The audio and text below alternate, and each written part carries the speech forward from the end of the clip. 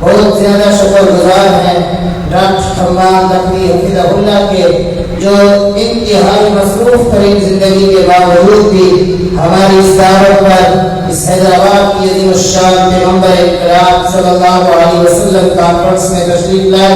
ہم انہیں بھی اہلاً و سہلاً مرحبا کہتے ہیں. اس خوبصورت شعر کے ساتھ میں انہیں دعوت سفر دوں گا.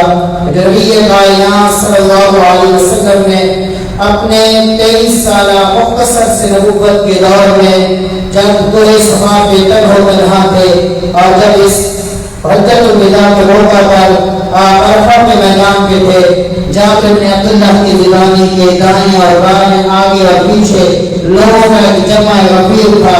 نبی کائنات نے نبوت کے اس مختصر سے دور میں صحابہ کرام کی اتنی بڑی جمع غفیر جمع کی کہ گویا نبی کائنات کا ایک عظیم انقلاب ہے اور رہتی دنیا تک یہ انقلاب ہمیشہ رہے گا. وَأَحْسَنَ مِنْكَ لَمْ تَعْقَدْ عَيْنٌ وَأَجْمَلَ مِنْكَ لَمْ تَلِدْ نِسَاءٌ خُلِقْتَ مُبَرَّأً مِنْ كُلِّ عَيْبٍ فَأَنَّكَ خُلِقْتَ كَمَا تَشَاءُ. پیغمبر انقلاب صلی اللہ علیہ وسلم کے موضوع پر دعوت سمجھ دوں گا ڈاکٹر حماد نقوی حفظہ اللہ کو، جو پنجاب یونیورسٹی میں اسلامک اسٹڈیز کے ڈین ہیں، وہ آئیں اور آپ کے سامنے خطاب فرمائیں. ڈاکٹر محمد حماد نقوی حفظہ اللہ.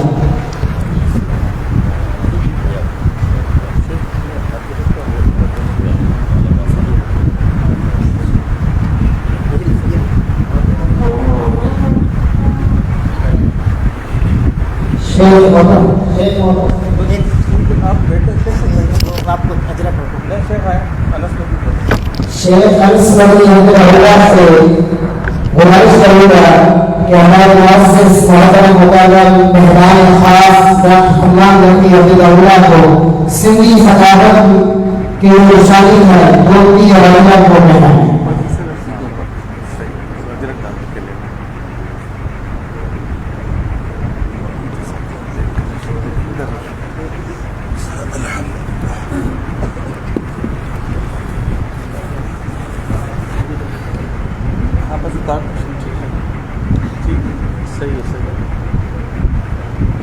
خطاب فرمائیں ڈاکٹر حماد نقوی حفظہ اللہ.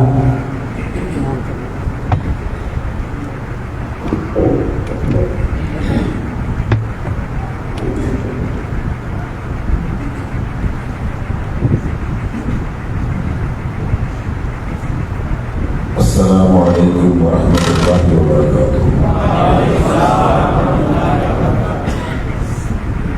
الحمد للہ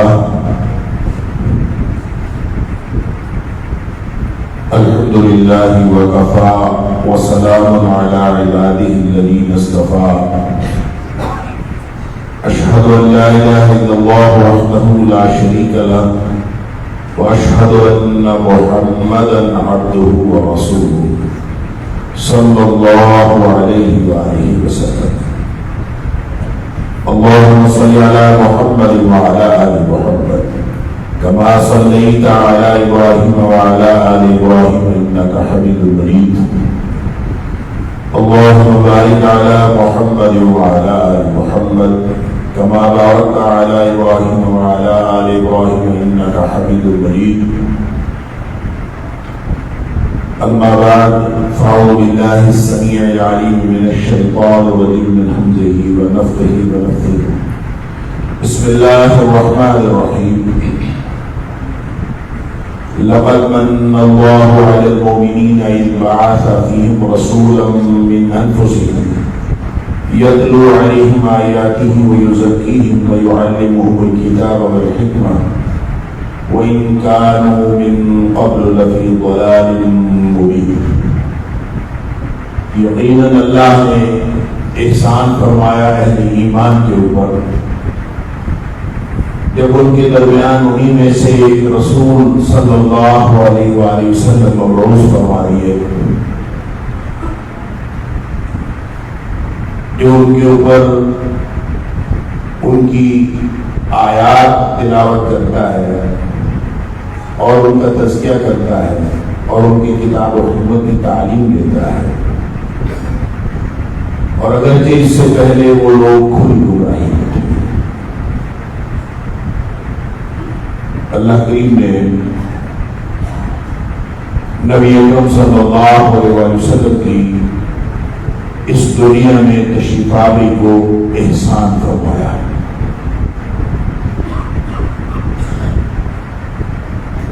اور احسان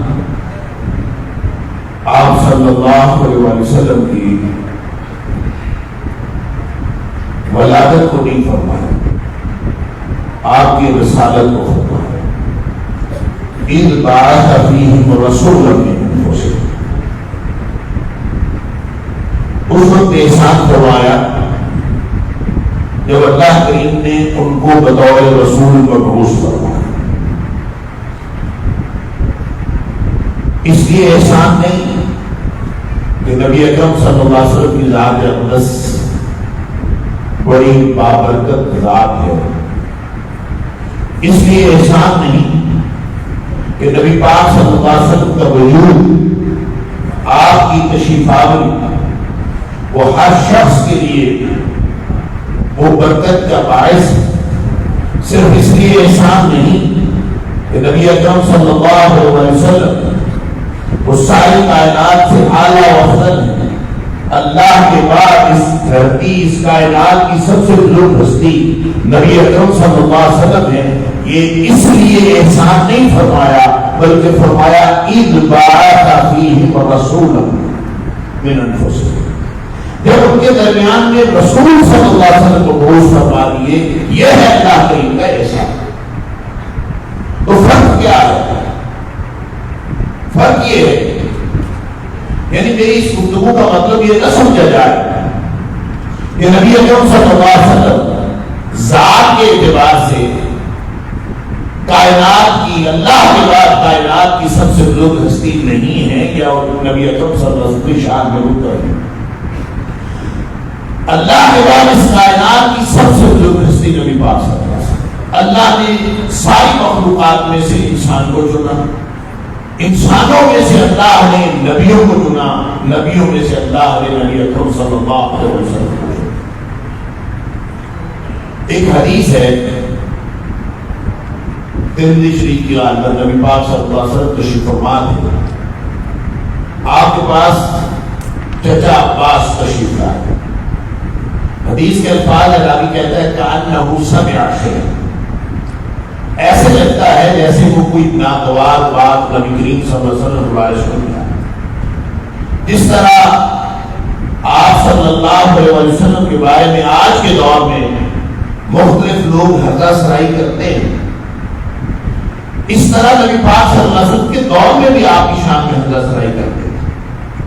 کوئی ناگوار بات سنی ہو، کأنہ سمع شیئا، کوئی بات سن کے آئے تھے، آگے انہوں نے نبی کریم صلی اللہ علیہ وسلم کو بتائی. صحابی کہتا ہے فقام علی المنبر، نبی کریم صلی اللہ علیہ وسلم منبر پر کھڑے ہو گئے. آپ نے پوچھا من انا، لوگوں بتاؤ میں کون ہوں. لوگوں نے کہا انت رسول اللہ صلی اللہ علیہ وسلم، آپ اللہ کے رسول. اب یہاں پہ نبی پاک صلی اللہ علیہ وسلم نے اپنی حیثیت رسالت بتانا مقصود نہیں تھی، حیثیت ذات بتانا مقصود. اور خاص طور پر وہ جو حضرت عباس رضی اللہ عنہ جو کچھ سن کے آئے تھے اس کے بارے میں تسلی کروانا مقصود تھی کہ ان کو تکلیف کیا ہے دنیا میں جو نبی پاک صلی اللہ علیہ وسلم کی شان میں حضرت سرائی ہوتی ہے، ان کو اصل مسئلہ کیا ہو. فرمایا کہ انا محمد بن عبداللہ بن عبد المطلب، میں عبد المطلب کا پوتا اور عبداللہ کا بیٹا محمد ہوں صلی اللہ علیہ وسلم. پھر آپ نے فرمایا کہ ان اللہ تعالی خلق الخلق، اللہ نے ساری کائنات کو پیدا فرمایا. فجعلنی فی خیرہم، مجھے اللہ نے ساری کائنات میں سے بہترین پیدا فرمایا. ثم جعلہم فرقتین، پھر اللہ نے کائنات کی جتنی مخلوقات تھی ان کو دو حصوں میں تقسیم کر دیا. فجعلنی فی خیرہم فرقۃ، مجھے اس حصے میں رکھا جو کائنات کا بہترین حصہ تھا. ثم جعلہم قبائل، پھر اللہ نے قبیلے بنا دیے. فجعلنی فی خیر قبیلۃ، مجھے اللہ نے اس قبیلے میں رکھا جو کائنات کا بہترین قبیلہ. ثم جعلهم بیوتا، پھر اللہ نے ان کے چھوٹے چھوٹے گھرانے بنائے. فجعلنی فی خیر بیتا، مجھے اللہ نے اس گھرانے میں بنایا جو کائنات کا بہترین گھرانا. فانا خیرهم نفسا وانا خیرهم بیتا. آپ نے فرمایا کہ دنیا کائنات کو تکلیف یہ ہے کہ اب میں ذات کے اعتبار سے بھی اللہ کے بعد ساری کائنات میں سے بہترین ہوں، اور اپنے گھرانے کے اعتبار سے بھی کائنات میں سب سے بہترین. ان کو تکلیف یہ ہے کہ وہ ان جیسا کوئی ہو تو مقابلے میں لائے، جب کوئی ہے ہی نہیں تو مقابلہ کر نہیں سکتے. لہذا اپنا انتقام اور غصہ نبی اکرم صلی اللہ علیہ وسلم کی شان میں حد سرائی کر. بہرحال جو بات میں عرض کرنا چاہ رہا ہوں، اور پھر نبی کریم صلی اللہ علیہ وسلم نے واسطہ بن اسقا والی وہ حدیث کہ آپ نے فرمایا کہ تمام انسانوں میں جو بہترین نسل اللہ نے پیدا کی ہے وہ ابراہیم علیہ السلام کی نسل، اور ابراہیم علیہ السلام کی نسل میں اللہ نے جو چن لیا ہے وہ کنانہ کو چن لیا ہے. پھر فرمایا کنانہ میں سے اللہ نے قریش کو چن لیا ہے، اور قریش میں سے اللہ نے بنی ہاشم کو چن لیا ہے. 2 منٹ کا کیا لیں گے؟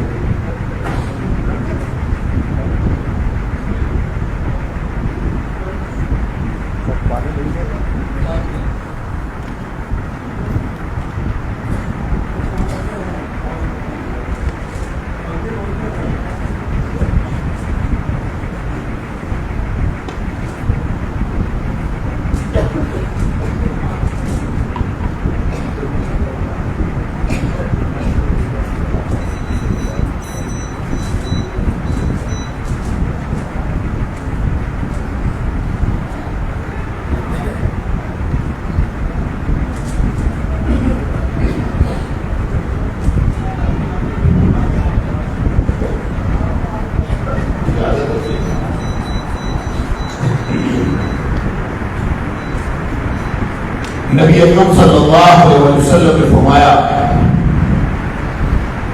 ان اللہ اصطفى کنانہ من ولد اسماعیل، اللہ نے اسماعیل علیہ السلام کی اولاد میں سے کنانہ کو چن لیا. پھر فرمایا واصطفى قریش من کنانہ، کنانہ میں سے اللہ نے قریش کو چن لیا. واصطفى من قریش بنی ہاشم، اور قریش میں سے اللہ نے بنو ہاشم کو چن لیا. اور فرمایا واصطفانی من بنی ہاشم، اور اللہ نے بنو ہاشم میں سے مجھے چن لیا. سبحان اللہ. نبی اکرم صلی اللہ علیہ وسلم مصطفیٰ ہیں، مجتبیٰ. آپ کی ذات اقدس اللہ کے بعد ساری کائنات میں بزرگ اور بہترین اور سب سے اعلیٰ ہوتی ہے، لیکن انقلاب اس وجہ سے نہیں آیا. انقلاب قرآن کہتے ہیں لقد من اللہ علی المؤمنین اذ بعث فیہم رسولا من انفسہم، اہل ایمان پر احسان ہوا. اذ بعث فیہم رسولا من انفسہم، اس وقت احسان ہوا جب اللہ نے ان کے درمیان ایک رسول صلی اللہ علیہ وسلم کو مبعوث کیا. نبی اکرم صلی اللہ علیہ وسلم آپ کی ذات اعلیٰ ورفع ہے، لیکن احسان رسالت ہے. جب نبی پاک صلی اللہ علیہ وسلم کے دور رسول تشریف لائے، احسان اللہ کا وہ پیغام ہے جو اللہ نے نبی کریم صلی اللہ علیہ وسلم کو چنا، چن کے رسالت عطا فرمائی. رسالت ہم تک پہنچنا شروع ہوئی جب رسول مبعوث ہوئے تو اس دن اللہ فرماتے ہیں رسول اپنے انفسہم. یہ تو عید ہے، یہ وقت کی حد فاصل کو ظاہر کرتا ہے. جب اللہ نے نبی اکرم صلی اللہ علیہ وسلم کو آپ کو رسول بنایا، یہ احسان ہے. اس سے پہلے کیا تھا؟ جب نبی پاک صلی اللہ علیہ وسلم تشریف لائے، یتلو علیہم آیاتہ ویزکیہم ویعلمہم الکتاب والحکمہ، آپ نے کتاب و حکمت کی تعلیم ضرور فرمائی، آپ نے آیات پڑھ پڑھ کے سنائی، اقرأ بسم ربک الذی خلق سے آغاز ہوا، آپ نے آیات پڑھ پڑھ کر سنائی، اللہ کے رسول صلی اللہ علیہ وسلم نے تزکیہ فرمایا، آپ نے کتاب کی تعلیم فرمائی، آپ نے حکمت کی تعلیم فرمائی، یہ سب کچھ کیا ہوا؟ اس سے پہلے کیا تھا؟ اس کے بعد کیا ہوا؟ اللہ فرماتا ہے وَإِن كَانُوا مِن قَبْلُ لَفِي ضَلَالٍ مُبِينٍ، اس سے پہلے یہ کھلی گمراہی، یہ جو وَإِن ہے نا، وَإِن مفسرین کرام نے لکھا ہے کہ ان بمعنی اننا ہے، یعنی اس سے پہلے لازماً ساری دنیا گمراہی میں تھی، اللہ کے رسول صلی اللہ علیہ وسلم نے لکھا ہے تو گمراہی ہدایت میں بدل گئی، پہلے گمراہی تھی بعد میں ہدایت آ گئی، اس سے پہلے جہالت تھی اس کے بعد علم آ گیا، اور وہ جو علم آیا ہے وہ مطلقاً علم نہیں آیا،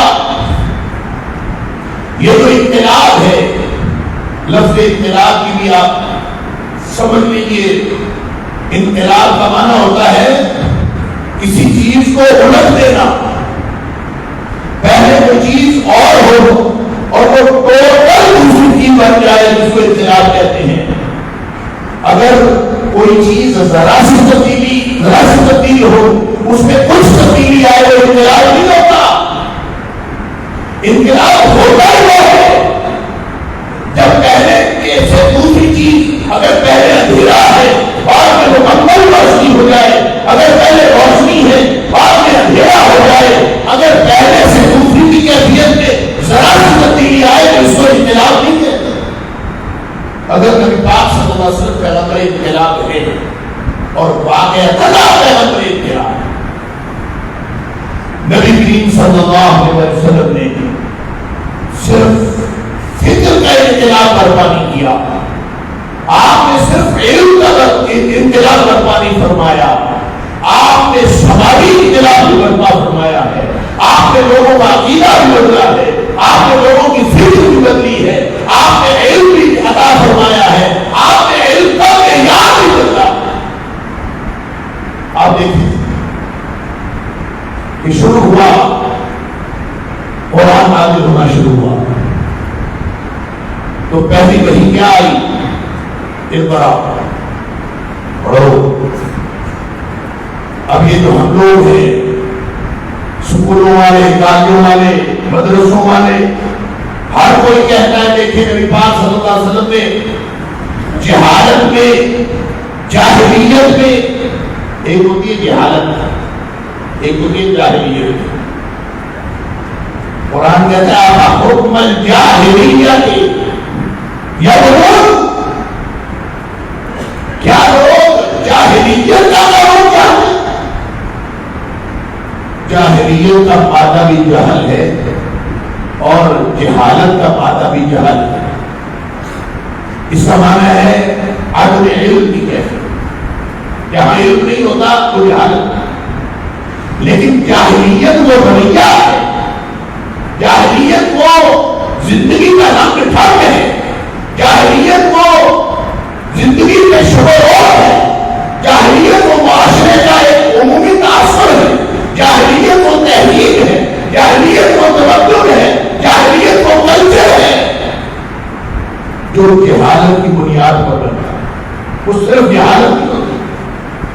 اب جس دن قرآن نازل ہونا شروع ہوا، جب علم آیا جہالت تو ختم ہو، لیکن جاہلیت وہ رویہ تھا، وہ وہاں پہ قانون تھا، وہ وہاں کا سماج تھا، جہاں پہ عورتوں کی کوئی حیثیت نہیں تھی، جہاں پہ غلاموں کی کوئی حیثیت نہیں تھی، جہاں پہ انسانوں کی تفریق تھی، جہاں پہ جس کی لاٹھی اس کی بھینس طاقت کا قانون تھا، وہ جہاں یتیموں کو کوئی نہیں پوچھتا تھا، وہاں پہ سماج اور تھا، وہاں پہ حق کرنے کی، حتیٰ کہ جو بڑے بیٹے ہوتے تھے وہ اپنے باپ کی جو منقوبہ ہوتی تھی اس کو بطور وراثت تقسیم کر لیتے تھے، نہ کوئی عورت کی کیفیت تھی، نہ کوئی یتیموں کو پوچھنے والا تھا۔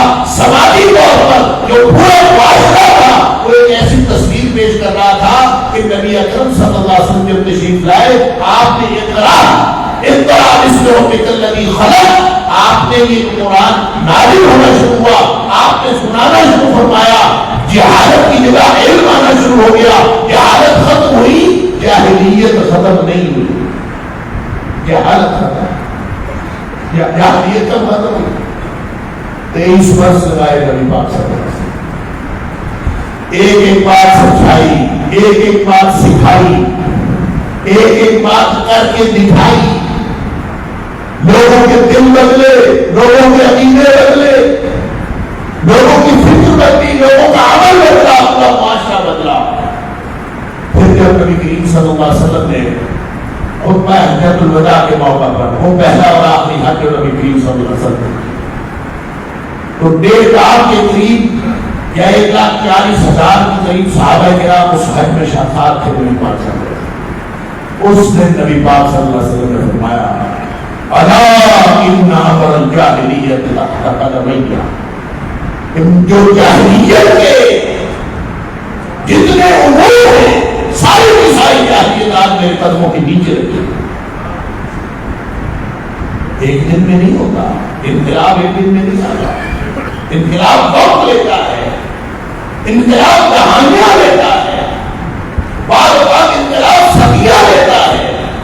یہ تو نبی اکرم صلی اللہ علیہ وسلم کا انقلاب ہے کہ محض 2 دہائیوں کے اندر، یعنی 22 سال 5 مہینے اور 22 دن اور جو قرآن نازل ہوا ہے اتنا تقریباً 23 برس کے اندر نبی پاک صلی اللہ علیہ وسلم نے دکھایا ہے۔ وہ جو بدو تھے جن کو قرآن قوم المدعا کہتا ہے، اور یہ قوم جھگڑالو قوم، محض لڑنے والے، کوئی اس کے اندر یعنی کہے آپ ایسے اجاڑ، ان کو کائنات کا بہترین انسان تھا۔ اللہ کے بعد نبی اکرم صلی اللہ علیہ وسلم کائنات کی بہترین ہستی ہے، اور پھر نبیوں کے بعد صحابہ کرام اس دھرتی کی بہترین ہستی۔ اور وہ کیسے بنے گے 23 برس کی؟ یہ نبی پاک صلی اللہ علیہ وسلم نے، تو میں عرض کر رہا تھا کہ جب پہلی وحی کا نزول شروع ہوا، اقرا، آپ نے کیا فرمایا؟ آپ نے فرمایا ما انا بقارئ، سمجھ لیجیے تبدیلی لانے والوں، انقلاب کے خواب دیکھنے والوں، نبی اکرم صلی اللہ علیہ وسلم کے اسوہ پر نگاہ رکھو۔ نبی کریم صلی اللہ علیہ وسلم نے کیسے انقلاب برپا کیا، کیا کیا انقلاب برپا کیا، اس کی تفصیلات الگ ہیں، کیسے انقلاب برپا کیا۔ آج ہم جہاں پہنچ چکے ہیں، کیا یہ دین وہی دین ہے جو نبی اکرم صلی اللہ علیہ وسلم دے کے گئے تھے؟ کیا ہم اس انقلاب جو نبی پاک صلی اللہ علیہ وسلم انقلاب لے کے آئے تھے، کہیں اس سے دوبارہ الٹ ایڈورس انقلاب تو نہیں لے کے آئے؟ کیا ہماری زندگیاں پھر سے پلٹ تو نہیں گئی؟ ہماری زندگیاں صحابہ کرام کی زندگیوں سے الٹ تو نہیں ہو گئی؟ ہمارا معاشرہ صحابہ کرام کے معاشرے سے، اس مدینہ کے معاشرے سے الٹ تو نہیں ہو گیا؟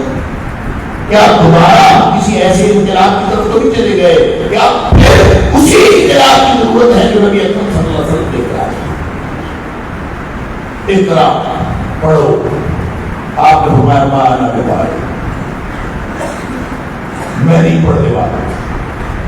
ہم نے اس کا ترجمہ کیا، میں پڑھا ہوا نہیں۔ اور بھائیو، ہو سکتا ہے قرآن اس سے یہی ہو کہ میں پڑھا ہوا نہیں، ہو سکتا ہے، لیکن اس کا معنی یہ نہیں۔ اس کا معنی ہے ما انا بقارئ کا معنی ہے میں پڑھنے والا نہیں، بس آنا یہ معنی ہے، میں پڑھنے والا نہیں۔ عربی میں معنی کیا ہے؟ انا ضمیر متکلم ہے، با زائدہ ہے، قارئ اسم الفاعل ہے، میں پڑھنے والا نہیں۔ تو کیا جب عربی میں یہ ترکیب استعمال ہوتی ہے، کوئی بولنے والا یہ الفاظ بولتا ہے، تو کیا اس کا مطلب یہ ہوتا ہے کہ میرے پاس طاقت نہیں، میں یہ کر نہیں سکتا؟ کیا اس کا مطلب یہ ہے؟ قرآن سے پوچھتے، قرآن میں سورۃ المائدہ میں ایگزیکٹلی یہی اصطلاح استعمال ہے، یہی ترکیب، یہی فریز استعمال ہے، جہاں اللہ کریم نے آدم علیہ السلام کے 2 بیٹوں کا ذکر کرنا. 2 بیٹوں نے قربانی کی، اذ قربا قربانا، دونوں نے قربانی کی. ایک کی قبول ہوگی، دوسری کی قبول نہیں ہوئی. تو جس کی قبول نہیں ہوئی اس کو غصہ، اس نے کہا انی لا اقتلک، مجھے قتل کر.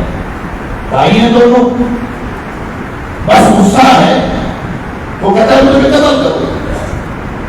وہ کہتا ہے، چھوٹا بھائی کہتا ہے لئن بسطت یدک الی لتقتلنی ما انا بباسط یدی الیک لیقتلک. اگر تو میرے طرف ہاتھ بڑھائے گا نا مجھے قتل کرنے کے لیے، میں تیری طرف ہاتھ نہیں بڑھاؤں گا تجھے قتل کرنے. ما انا بباسط، میں نہیں ہوں ہاتھ بڑھانے والا. اب اس کا کیا مطلب ہے؟ اس کے ہاتھ کو کشال ہوا تھا، ہاتھ میں طاقت نہیں تھی. ما انا بباسط، میں ہاتھ بڑھانے والا نہیں. کیوں؟ وہ کہہ رہا تھا کہ میں نے ہاتھ نہیں بڑھانا، تو نے دستکاری کی ہے، میں دستکاری نہیں کروں گا. کیوں نہیں کروں گا؟ کہتا ہے انی اخاف اللہ رب العالمین. بازو میں طاقت ہے. ہو سکتا ہے چھوٹا بھائی بعض اوقات زیادہ تگڑا ہوتا ہے، ہو سکتا ہے زیادہ تگڑا ہوتا، زیادہ طاقت والا ہوتا، لیکن اس نے کہا میں نہیں بڑھاؤں گا. انی اخاف اللہ رب العالمین. مجھے اللہ کا خوف ہے، اللہ کا ڈر ہے، اس لیے نہیں. اب نبی پاک صلی اللہ علیہ وسلم کو جبریل کہتے ہیں یہ ذرا آپ فرماتے ماں نہ دے پا رہے، میں نے کوئی نہیں پڑھا. وہ کہتے ہیں اقرا ماں نہ دے پا رہے، اقرا ماں نہ دے پا رہے، نہیں پڑھتا. اور جب جبریل نے کہا اقرا بسم ربک الذی خلق، اس رب کے نام سے پڑھو جس رب نے پیدا کیا ہے، تو نبی اکرم صلی اللہ علیہ وسلم نے فوراً پڑھ دیا. وہی فرق ہے کہ حابیل کہہ رہا تھا کہ مجھے اللہ کا ڈر ہے اس لیے میں ہاتھ نہیں بڑھاؤں گا. نبی اکرم صلی اللہ علیہ وسلم کو جب تک اقرا کہتا رہا، کیا مطلب؟ جب اقرا کہا تھا تو کچھ نہیں پتا تھا کیا پڑھوں، کچھ نہیں پتا تھا اس کی سمت کیا ہے، کچھ نہیں پتا تھا اس کی ڈائریکشن کیا ہے، کچھ نہیں پتا تھا اس کا مقصد کیا ہے، کچھ نہیں پتا تھا اس سے نکلے گا کیا. لہذا جب بے مقصد تعلیم ہو رہا، بے مقصد تعلیم ہو تو اس تعلیم کو حاصل کرنے سے بہتر ہے کہ اس کو نہ حاصل کیا جائے. یہ سنت ہے نبی پاک صلی اللہ علیہ وسلم. جب اقرا تھا وہ بے مقصد تھا، جب اقرا بسم ربک الذی خلق ہوا تو اس میں مقصد شامل ہوا. جب اس میں مقصد شامل ہوا، اللہ اکبر. انقلاب ایسے نہیں آتے، آج کی طرح کے تعلیمی نظام سے انقلاب نہیں آتے. انقلاب آتا ہے تو جتنا مرضی چاہے پڑھانے والا جبریل ہو، پڑھنے والے نبی اکرم صلی اللہ علیہ وسلم ہو، جب تک اس کا مقصد واضح نہ ہو نبی اکرم صلی اللہ علیہ وسلم نے نہیں پڑھا. لہذا وہ جو انقلاب برپا کیا نبی پاک صلی اللہ علیہ وسلم، اس انقلاب کی ابتدا اس بات سے ہے کہ اقرا پہ معنی تعلیم ہے. اقرا بسم ربک الذی خلق ہے تو پورا پڑھ دیا. اور جب پڑھا نبی اکرم صلی اللہ علیہ وسلم نے اللہ اکبر، تو یہ 5 آیتیں ہیں، اس کو گھر جا کے دیکھ لیجیے. 5 آیات چھوٹی چھوٹی، 5 آیتوں میں 2 دفعہ اقرا ہے، 2 دفعہ رب ہے، 2 دفعہ انسان ہے، 2 دفعہ علم ہے، 2 دفعہ خلق ہے. یہ جو 5 لفظوں کی تکرار ہے نا، اس کو جوڑ دیجیے گا کہانی بن جائے گا. پوری تعلیمی نظام کا مقصد سمجھ گیا. اور وہ علم جو انسان کو جہالت سے نکالتا ہے اور پھر عمل کے ذریعے سے جاہلیت سے نکال لیتا ہے، وہ علم ہو ہی نہیں سکتا جس میں اللہ کا خوف نہ ہو. جب آپ کو ایسا علم پڑھتے ہیں جس کے اندر اللہ کا خوف ہے، آپ کیمسٹری پڑھیں، آپ فزکس پڑھیں، آپ میتھمیٹکس پڑھیں، دنیا میں علوم فروغ پڑے اس کا اندازہ نہیں نہیں. ہم نے اپنے علوم کو اللہ کے تصور سے خالی کیا. جب اس تصور کے بغیر پڑھا جائے گا تو وہ کبھی بھی دنیا میں اس انقلاب کا کوئی دروازہ نہیں کھولتا جس انقلاب کو نبی اکرم صلی اللہ علیہ وسلم اس دنیا میں برپا کیا. لہٰذا آپ صلی اللہ علیہ وسلم تشریف لائے اکیلے تھے. کوہ صفا میں آپ نے جب اعلان فرمایا,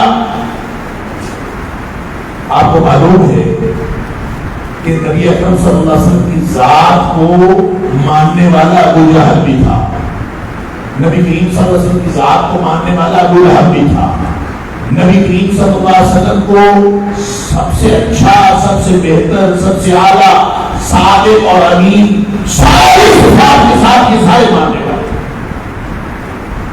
جب نبی پاک صلی اللہ علیہ وسلم نے رسالت کی خبر دی, جب آپ نے فرمایا کہ لا الہ الا اللہ کہو, قولوا لا الہ الا اللہ,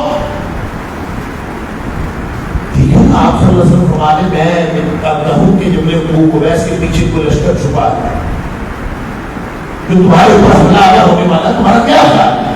وہ کہتے ہیں سارے مان لیں. ابو جہل بھی مانتا ہے, ابو لہب بھی مانتا ہے. لیکن جب نبی کریم صلی اللہ علیہ وسلم فرمانے اس سے زیادہ بڑے خطرے سے خبردار کرتا ہوں تو اس کو نہ ابو جہل مانتا ہے نہ ابو لہب. فرق کیا ہے؟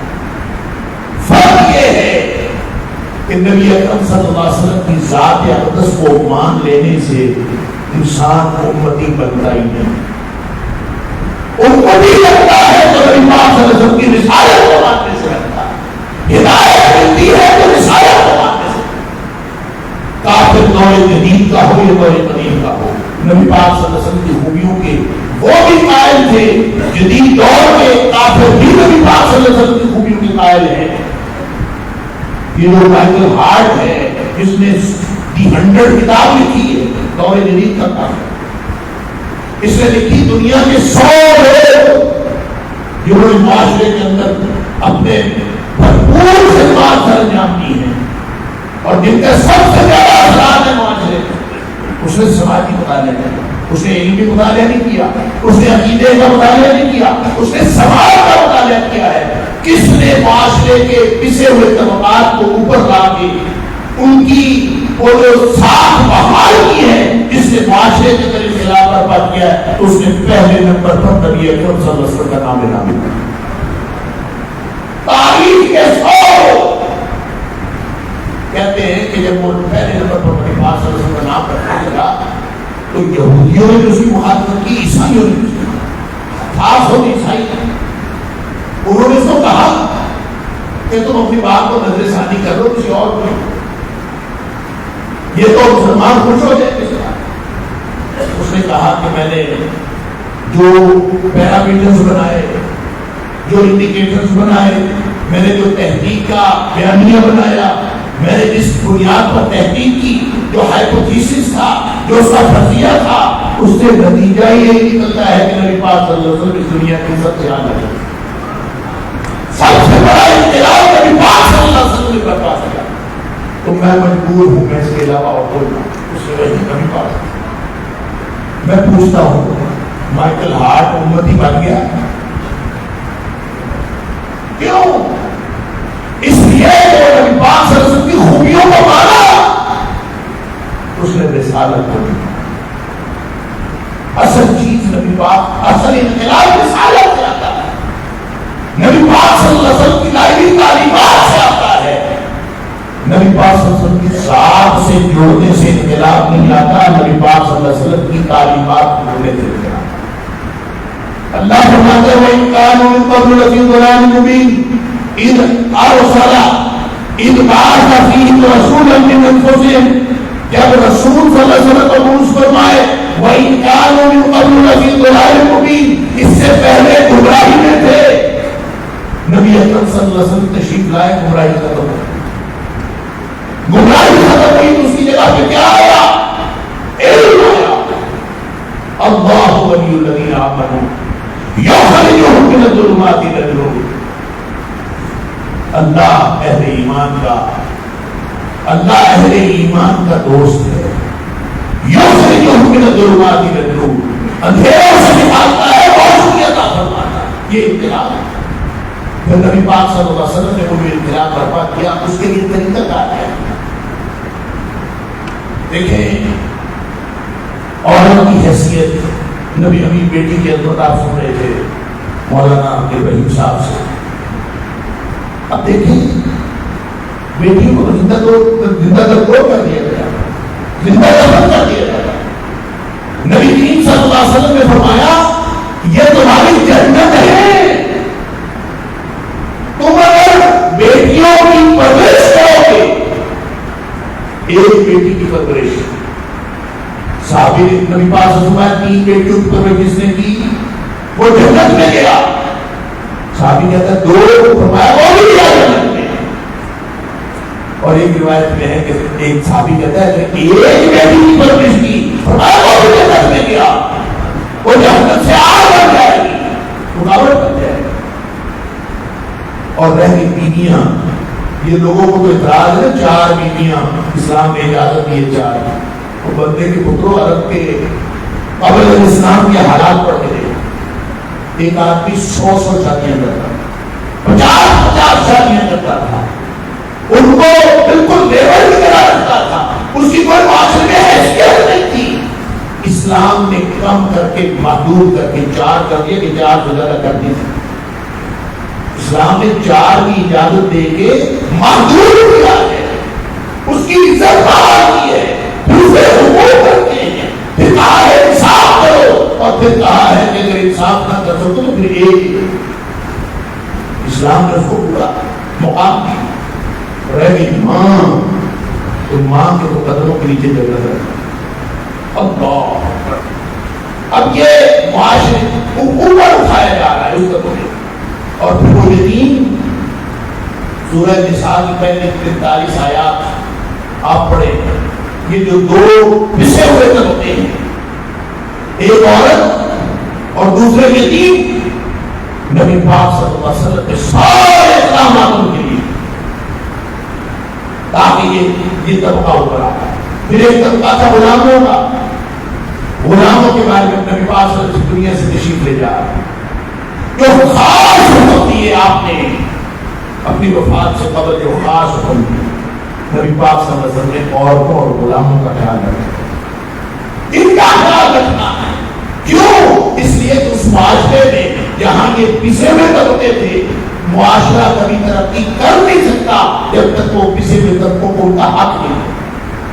لہٰذا سن لیجیے، داخلی طور پر کوئی معاشرہ مستحکم نہیں ہو سکتا جب تک ان کے اندر عدل نہ آئے۔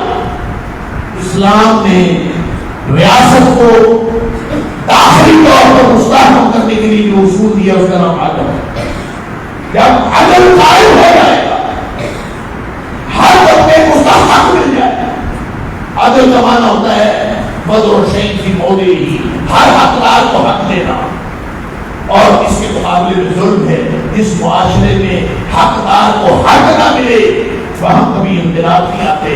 جہاں حقدار کو حق ملنا شروع ہو جائے، نبی پاک صلی اللہ علیہ وسلم کے پاس وہ فاطمہ مخزومیہ کی سفارش آتی ہے کہ اس نے چوری کی ہے، اس کو چھوڑ دیں۔ نبی پاک صلی اللہ علیہ وسلم نے فرمایا کہ تم بنو مخزوم کی فاطمہ ہے، میری بیٹی فاطمہ بھی چوری کرے تو اس کا ہاتھ نکال۔ کیوں؟ اس لیے کہ عدل جب تک قائم نہیں ہوتا انقلاب برپا نہیں۔ تو نبی کریم صلی اللہ علیہ وسلم نے وہ انقلاب پوری دنیا میں کبھی اتنا بااثر اور باقی رہنے والا دیر بعد انقلاب دنیا میں کسی نے نہیں دیکھا جتنا انقلاب نبی اکرم صلی اللہ علیہ وسلم لائے۔ اور آج 1000 سال گزرنے کے باوجود جو نبی کریم صلی اللہ علیہ وسلم کی تعلیمات ہے وہی انقلاب آفرین تعلیمات ہے۔ اگر آج امت ان سے جڑی ہے، اگر آج امت ان سے جڑی ہے تو اللہ کی مدد بھی آ رہی ہے، اور اگر اللہ کی مدد آ رہی ہے تو مسلمانوں کے اوپر کوئی غالب آ نہیں۔ اللہ فرماتا ہے قرآن میں إِن يَنْصُرْكُمُ اللَّهُ فَلَا غَالِبَ لَكُمْ، اگر اللہ تمہاری مدد کر رہا ہو تو تمہارے اوپر کوئی غالب آ نہیں سکتا۔ وَإِن يَخْذُلْكُمْ، اگر اللہ ہی تمہیں چھوڑ جائے، یعنی جو ہماری بنیادیں تھیں وہ ہم نے چھوڑ دی. ہم اگر اللہ ہمیں چھوڑ جائے فمن الذی ینصرکم من بعدہ، تو اس دنیا میں تمہاری مدد کرنے والا کوئی نہیں مسلمان ہو. ہمارا خیال یہ ہے کہ تمہاری مدد امریکہ کر لے گا، چائنا کر لے گا، روس کر لے گا. فمن الذی من بعدہ، اللہ کے بعد اگر اللہ تمہاری مدد کرے، ان ینصرکم اللہ فلا غالب لکم، تمہارے اوپر کوئی غالب نہیں آ سکتا. وَيَخْذُلْكُمْ، اگر وہ تمہیں چھوڑ جائے، فمن الذی ینصرکم من بعدہ، اللہ کے بعد کون تمہاری مدد کرے؟ کیوں؟ وعد اللہ فلیتوکل المؤمنون، اہل ایمان کو اللہ پر بھروسہ ہے. لہذا نبی اکرم صلی اللہ علیہ وسلم نے جو طریقہ کار کیا، آپ نے صرف ایک چیز ادا، ایک چیز میں محنت فرمائی. اب آپ جا کے دیکھیں مغرب میں ایک فلسفہ، مغرب کے جتنے سوشل فلاسفر ہیں، سماجی فلسفی، سماجی نظریات رکھنے والے مفکر ہیں.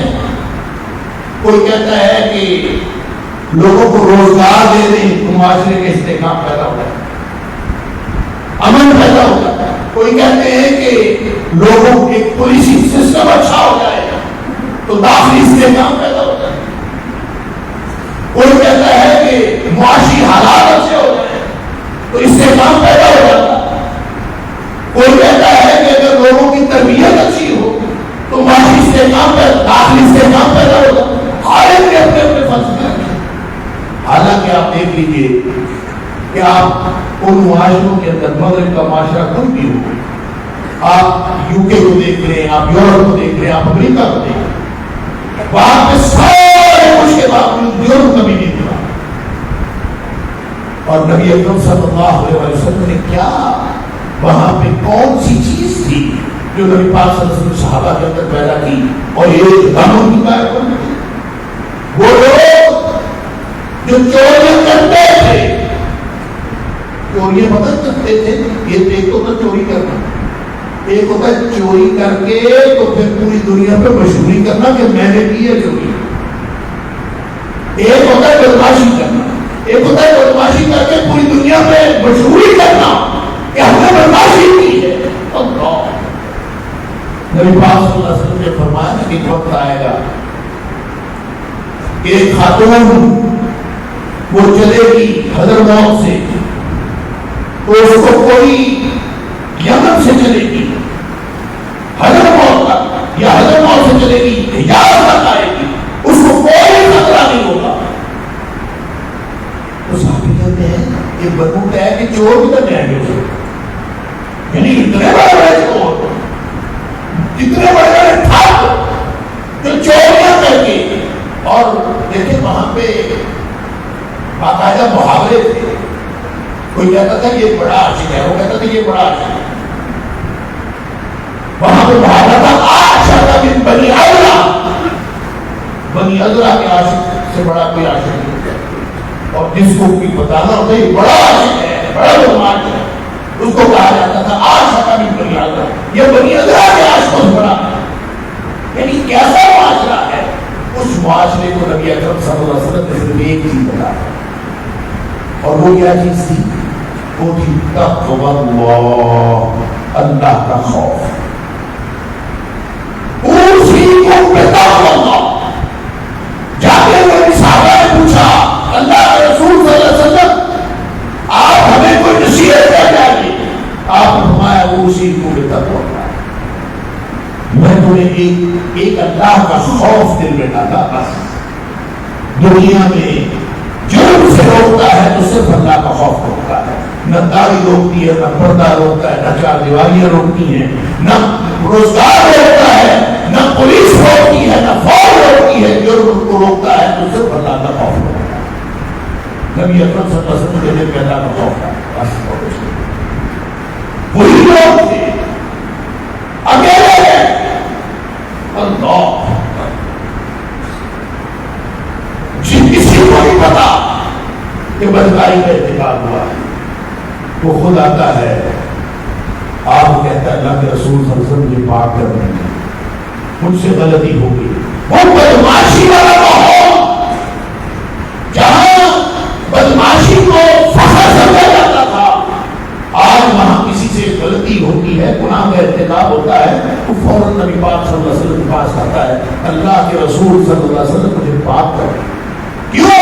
اس کو کیا فرق پڑا؟ اس کے دل میں اللہ کا خوف، اتقوا اللہ، اللہ سے ڈر جاؤ. اور اتقوا اللہ کا معنی یہ ہے ڈر نہیں ہے، کوئی ڈراؤنی چیز نہیں ہے، اللہ کی ناراضگی سے بچ جاؤ، اللہ کی ناراضگی سے بچ جاؤ اور اللہ کی خوشنودی حاصل کرنے والے بن جاؤ. نبی اکرم صلی اللہ علیہ وسلم نے ایک نقطہ ڈالا، اس سے پورا اختلاف برپا. ایک فرد اللہ سے ڈرنے لگا، اور جب وہ ڈرنے لگا معلوم ہے نا کہ آگے اس نے کہا اللہ کے رسول صلی اللہ علیہ وسلم نے پاک کر دیجیے. اللہ آپ نے لوگوں سے پوچھا یہ پاگل تو نہیں؟ اللہ کے رسول پاک کر دیجیے تھے. اور پھر نبی کریم صلی اللہ علیہ وسلم نے جب 4 دفعہ اس کا اقرار وہ دورے گواہی لے لیا، اللہ، اور اس کے بعد نبی پاک صلی اللہ علیہ وسلم رجم کا حکم تھا اس کو رجم کر دیا جائے. اور جب اس کو رجم کیا گیا، آپ اس ایسے معاشرے کا تصور کر سکتے ہیں؟ جب اس کو رجم کیا گیا اس کے خون کے چھٹے پڑے، کسی صحابی کے منہ سے کوئی بات نکلی، اللہ اکبر. نبی اکرم صلی اللہ علیہ وسلم نے فرمایا تمہیں کیا پتا اس کی توبہ کتنی بڑی توبہ ہے کہ سارے مدینے والوں پر تقسیم کی جائے تو یہ اکیلی توبہ کافی. یہ خوف اللہ کا جو نبی پاک صلی اللہ علیہ وسلم نے پیدا کیا، یہ اللہ کا خوف. لیکن کیا ہوا کہ وہ جو نبی پاک صلی اللہ علیہ وسلم نے انقلاب برپا کیا تھا آہستہ آہستہ ختم ہوتا چلا گیا. کیوں؟ اس لیے کہ ہم نے دین سے دستبرداری اختیار کر دی، وہ انقلاب ختم ہو گیا. خود نبی پاک صلی اللہ علیہ وسلم نے فرمایا، مسند احمد میں حدیث ہے، صحیح حدیث، آپ نے فرمایا تم قدرنا علی الاسلام اور وطن. انقلاب کہاں ہے؟ انقلاب نبی پاک صلی اللہ علیہ وسلم نے برپا کیا. اسلام کی اور ریاست مدینہ کی صرف داخلی طور پر استحکام کی کیفیت نہیں بنی، بلکہ خارجی طور پر اللہ نے ایسا استحکام عطا فرمایا کہ جو ریاست اسلامی کا جو علاقہ تھا وہ بھی بڑھتا بڑھتا 65 لاکھ مرتبہ بھی چلا. یعنی عمر فاروق رضی اللہ تعالیٰ عنہ کے دور میں تو 22 لاکھ مرتبہ، یعنی دونوں طرف اللہ کریم نے صرف اس وجہ سے انقلاب آیا، اللہ کے دین کی وجہ سے، اس رسالے کی وجہ سے آیا جو نبی پاک صلی اللہ علیہ وسلم تعلیمات لے کے آئے تھے. لوگوں نے ان تعلیمات پر عمل کیا. انقلاب آخری تعلیمات تھی، جس نے عمل کیا اس کی کایا پلٹ گئی. کایا پلٹی، ایک کی کایا پلٹی تو پورے معاشرے کی کایا پلٹی، پورے معاشرے کی کایا پلٹی تو داخلی استحکام بھی آیا، باقی استحکام بھی آیا. لیکن ہم تو اس کے بعد آہستہ آہستہ دین سے دستبردار ہوئے. نبی پاک صلی اللہ علیہ وسلم کے نام ہم نے لیے، آپ کا ذکر مبارک کیا، آپ کا ذکر مبارک سن کے درود پڑا یا نہیں پڑا، ہم نے آنکھوں کو انگوٹھے ضرور لگائے، نبی پاک صلی اللہ علیہ وسلم کے ساتھ عقیدت کا مظاہرہ کیا، لیکن ان تعلیمات کو چھوڑ دیا جو نبی پاک صلی اللہ علیہ وسلم اس سے دستبردار ہو گئے. لہذا وہ انقلاب جو نبی پاک صلی اللہ علیہ وسلم لے کے آئے تھے، بدترین صورتحال بہترین صورتحال بنی تو آہستہ آہستہ وہی صورتحال پھر بدترین. نبی پاک صلی اللہ علیہ وسلم نے فرمایا لَتُنْقَضَنَّ عُرَى الْإِسْلَامِ عُرْوَةً عُرْوَةً. اسلام کی کڑیاں ایک ایک کر کے ٹوٹتی چلی گئی. اللہ، وہی اسلام، وہی انقلاب، وہی حالات، لیکن ایک ایک کر کے کڑیاں ٹوٹتی. اچھا، اسلام کی کڑیاں نہیں ہیں ٹوٹتی، اسلام کو مضبوط کرا ہے. اور آپ کہتے ہیں الانفصام لہو، العروۃ الوثقی الانفصام لہو. یہ تو مضبوط کڑا ہے، یہ تو ٹوٹ نہیں سکتا. تو پھر کڑیاں ٹوٹنے کا کیا؟ کڑیاں ٹوٹنے کا مطلب ہے لوگ ایک ایک کڑی کر کے اسلام کو چھوڑتے چلے گئے. جب اسلام کو چھوڑتے چلے جائیں گے تو پھر ظاہر ہے پھر اوپر سے نیچے گرتے چلے جائیں گے۔ اللہ گواہی ہم نے جو اسلاف سے میراث پائی، سوریا سے زمین پر آسمان ہم کو دے دیا، یہ بے سبب نہیں ہے۔ نبی اکرم صلی اللہ علیہ وسلم نے فرمایا اذا تبايعتم بالعين واخذتم اذناب البقر ورضيتم بالزرع، جب تمہاری ترجیحات بدل گئی، تمہارے معاملات بدل گئے، دین تمہاری پہلی ترجیح کا رہا، وترکتم الجہاد، اللہ کے دین کے لیے مر مٹنے کا جذبہ ختم ہو گیا، تو سلط اللہ علیکم ذلا، اللہ تمہارے اوپر ذلت اور رسوائی مسلط کر دے۔ اندازہ کیجیے وہ دین جو غالب ہونے کے لیے آیا تھا، هو الذی ارسل رسولہ بالہدی ودین الحق لیظہرہ علی الدین کلہ، جو دین غالب ہونے کے لیے آیا تھا وہ مغلوب ہو گیا، اور وہ فرمایا صلی اللہ علیکم ذلا، اللہ تمہارے اوپر ذلت و رسوائی مسلط۔ یہ ذلت و رسوائی بے سبب نہیں، ہم نے خود دین سے دستبرداری کیا، لہذا فرمایا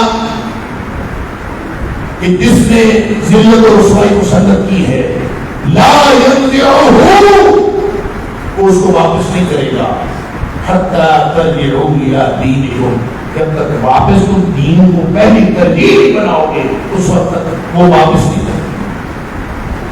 لہذا اس حدیث کو مکمل سن لیجیے، نبی پاک صلی اللہ علیہ وسلم نے فرمایا لَتُنْقَضَنَّ عَلَى الْإِسْلَامِ عُرْوَةً عُرْوَةً، ایک ایک کڑی کر کے لوگ دین کو چھوڑ کے چلے جائیں، دین سے ہم دستبردار ہو گئے، آہستہ آہستہ کر کے دین ہماری ترتیب ہے۔ فَلَمَّا انْتَقَلَتْ عُرْوَةٌ تَشَبَّثَ النَّاسُ بِالَّذِي تَلِيهَا، جب کبھی ایک کڑی ہاتھ سے چھوٹی تو لوگوں نے اس سے نیچے والی کڑی کو پکڑا، پھر اس سے نیچے والی کڑی، چلے کوئی گل نہیں، بس کسی مسلمان ہیں، ہم بھی تو مسلمان ہیں، اگر وہ نہیں تو یہ صحیح، یہ نہیں تو یہ صحیح، آہستہ آہستہ دین سے دستبرداری ہے۔ نبی اکرم صلی اللہ علیہ وسلم اولہم نقضا للحکم وآخرہم الصلاۃ، پہلی کڑی جو ٹوٹے گی وہ یہ کہ قانون اللہ کے بجائے غیر اللہ کا، یعنی اس معاشرے میں غیر اللہ کا قانون آ جائے، سمجھ لیجیے اسلام کی پہلی کڑی ٹوٹ، اور ٹوٹتے ٹوٹتے ہم تو دین سے دستبردار ہو گئے۔ آخری کڑی فرمایا آخرہم الصلاۃ، آخری کڑی دین کی ہے 5 وقت کی نماز، جہاں 5 وقت کی نماز بھی لوگ نہ پڑھے، سمجھ لیجیے کہ وہاں دین ہو، تو دین ختم ہو گیا، جب دین ختم ہو گیا تو انقلاب تھا۔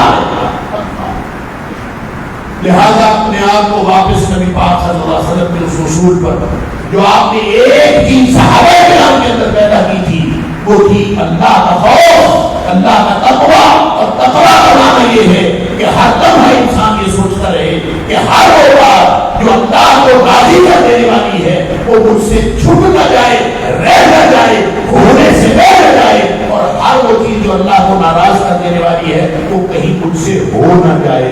تو انسان جب ہر وقت اس تڑپ میں رہتا ہے کہ مجھ سے کوئی چھوٹی سے چھوٹی غلطی سرزد نہ ہو جائے جو اللہ کی ناراضگی کا باعث بن سکتی ہے، اور کوئی چھوٹے سے چھوٹی نیکی وہ کام ہونے سے رہ نہ جائے جو اللہ کو خوش کر سکتا ہے، جب انسان کے دل میں ادھر ہی نقطہ آ جائے تو اس کا نام تقویٰ ہے۔ اگر اس نقطے پر زندگی گزارو گے تو پھر جہاں بھی ہے حالات جو بھی ہو، نبی اکرم صلی اللہ علیہ وسلم نے انقلاب آخری خوشخبری، میں آپ کے حدیث تک اپنی بات مکمل کرتا ہوں، شاید تشریف لے آئے ہیں شہر پنجاب انشاءاللہ آپ سے گفتگو کریں گے۔ ایک دفعہ نبی اکرم صلی اللہ علیہ وسلم نے جب حضرت معاذ بن جبل رضی اللہ تعالیٰ عنہ کو یمن بھیجا، خود حضرت معاذ بن جبل رضی اللہ تعالیٰ عنہ روایت کرتے ہیں، وہ کہتے ہیں جب نبی پاک صلی اللہ علیہ وسلم نے یمن روانہ کیا کہ وہاں بھیجا بطور گورنر، تو مدینہ سے نکلے نبی پاک صلی اللہ علیہ وسلم کو نصیحت کرتے ہوئے، تاکیدیں کرتے ہوئے باہر نکل رہے تھے، کچھ بتا رہے تھے، اللہ کیفیت یہ تھی ذرا سمجھیے. حضرت معاذ رضی اللہ تعالیٰ فرماتے ہیں کہ کیفیت یہ تھی کہ میں سواری پر سوار تھا اور نبی پاک صلی اللہ علیہ وسلم کان یمشی تحت راحلتہ، نبی پاک صلی اللہ علیہ وسلم اس کی سواری کے نیچے پیدل چل رہے تھے ساتھ، اور ان کو کان یوسی ہی، ان کو وصیتیں کر رہے تھے تاکہ فلما فرغ، جب نبی پاک صلی اللہ علیہ وسلم نے ساری باتیں فرما لی جو کچھ کہہ دی، جب فارغ ہو گئے تو نبی کریم صلی اللہ علیہ وسلم فرمایا یا معاذ، اے معاذ، انک عسى لا تلقانی بعدها بها، انک عسى لا تلقانی بعدها، اے معاذ ہو سکتا ہے اس سال کے بعد میری تیری ملاقات نہ ہو. اب اندازہ کیجیے جب آدمی سفر پہ جا رہا ہو وہ ویسے ہی دل گرفتار ہوا ہوتا ہے. سفر میں جاتے تھے ہر شخص کی کیفیت ایسی ہے، اور پھر مدینہ چھوڑ کر جا رہا، اور پھر نبی اکرم صلی اللہ علیہ وسلم کو چھوڑ کر جا رہا، اور اوپر سے خبر نبی پاک صلی اللہ علیہ وسلم نے کیا سنائی، فرمایا انک عسى لا تلقانی بعد عامی ھذا، اے معاذ ہو سکتا ہے کہ یہ میری تیری آخری ملاقات ہو، اس کے بعد ہماری کبھی ملاقات. وَلَعَلَّكَ تَمُرَّ بِمَسْجِدِي ھذا وَقَبْرِي ھذا، ہو سکتا ہے کہ جب تو دوبارہ آئے تو میری مسجد سے اور میری قبر سے تیرا گزر ہو. اللہ حضرت معاذ رضی اللہ عنہ کی بات سنی، کیفیت پہلے ہی ہو گئی. فَقَالَ مَعَاذ جَشَعَ لِفِرَاقِ رَسُولِ اللَّهِ صلی اللہ علیہ وسلم، نبی اکرم صلی اللہ علیہ وسلم کی جدائی کا تصور کر کے معاذ رضی اللہ عنہ کی چیزیں نکل. اللہ نبی اکرم صلی اللہ علیہ وسلم سے جیسے دیکھا نہیں گیا. معاذ دیکھیں کیفیت کیا، نبی پاک صلی اللہ علیہ وسلم سے لگتا دیکھا نہیں. حدیث میں آتا ہے ثم التفت، نبی پاک صلی اللہ علیہ وسلم کو پھیر لیا، فاقبل وجهه نحو المدینہ، نبی کریم صلی اللہ علیہ وسلم کا چہرہ بس پھیر کے نا مدینے سے باہر جا رہے تھے نا، تو آپ نے اپنا چہرہ پھیر کے مدینے کی طرف. لگتا یوں ہے کہ نبی کریم صلی اللہ علیہ وسلم کو حضرت معاذ رضی اللہ تعالیٰ کے رونے سے اور ان کی چیخنے سے نبی کریم صلی اللہ علیہ وسلم کا بھی دل پسیج گیا، اور آپ صلی اللہ علیہ وسلم سے بھی دیکھا نہیں گیا. ایک معاذ میرا دوست، میرا صحابی رو رہا اور میری جدائی کا تصور کر کے نبی کریم صلی اللہ علیہ وسلم مدینہ کی طرف منہ کیا، فاقبل وجهه نحو المدینہ، مدینہ کی طرف منہ کر کے آپ نے فرمایا میری معاذ اس میں پریشان ہونے کی کوئی بات نہیں. اللہ ان اول الناس بی المتقون من كانوا وحيث، وہی نبی کریم صلی اللہ علیہ وسلم نے انقلاب کے لیے نقطہ، جو نقطہ اپنے صحابیوں کے دلوں میں چھوڑا تھا، آپ نے فرمایا کہ معاذ پریشانی کی کوئی بات نہیں، تو یمن میں رہ یا مدینے میں رہ، کوئی پاکستان میں رہے، کوئی انڈیا میں رہے، کوئی جہاں پر بھی رہے، قیامت والے دن میرے سب سے قریب وہی ہوں گے جو تقوی والی زندگی گزار کے آئے ہوں گے، چاہے وہ کہیں رہتے ہوں، ان کی کوئی نسل ہو، کوئی علاقہ ہو، جہاں کے بھی ہو، قیامت والے دن وہ میرے پاس ہوں گے، میرے ساتھ. اللہ تعالیٰ مجھے اور آپ کو نبی اکرم صلی اللہ علیہ وسلم کی ان انقلاب آفرین تعلیمات پر عمل کرنے کی توفیق عطا فرمائے. وآخر دعوانا الحمدللہ. جزاكم الله أحسن الجزاء شيخ محترم فضيلة الشيخ ڈاکٹر حماد بکری حفظہ اللہ اپنے علمی انداز میں مجھے اور آپ کو نصیحتیں کر رہے تھے.